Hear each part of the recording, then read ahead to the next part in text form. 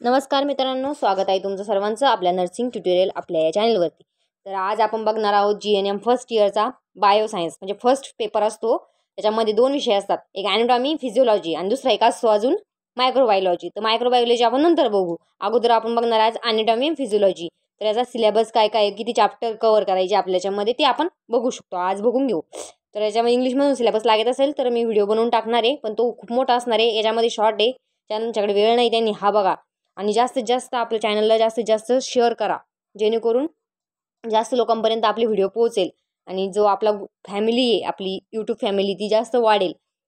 तर सर्वांनी चॅनलला लाईक करा, शेअर करा आणि आपल्या चॅनलला सबस्क्राईब करा।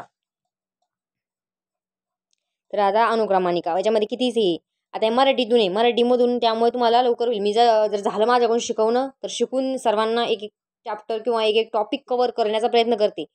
तर जास्तीत जास्त व्ह्यूज आले किंवा आपल्याला सबस्क्राईब वाढले तर रेग्युलर व्हिडिओ येत जाईल, आणि जरा सबस्क्राईब वाढले नाही तर तुम्हाला जे IMP ते त्या टाकण्यात मी टाकत जाईल।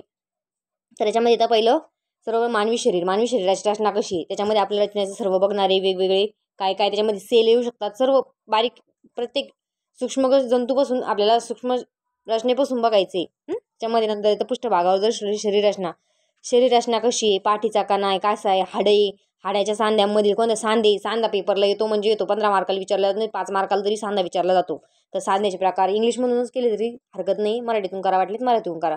आता कंकाल स्नायू म्हणजे आपली स्केलेटल सिस्टम, ब्लड, रक्त सर्क्युलेटरी सिस्टम, रक्तवाहिन्या, लसिका ग्रंथी म्हणजेच आपलं कोणतं लिम्फॅटिक सिस्टम विचारलेली आहे, अन्न व आहार विचारला जातो, आहारचा कुपोषण विचारलं त्याच्यामध्येच, त्यामुळे चांगला अभ्यास करा। आणि आणखीन काय आहे, अन्नमार्ग, पचनसंस्था आलेली आहे, पचनसंस्था, नंतर यकृत, पित्ताशय, स्वादुपिंड, हे तीनपैकी एक विचारलं जातं। आता ह्यावेळेस यकृत विचारलं होतं, यकृत किंवा स्टमक हे विचारलं जातं। IMP मी सर्वांना IMP टाकलेले ते बघून घ्या आणि ह्या नोट्स काढून ठेवा, तुम्हाला कामी येईल पेपरच्या वेळेस।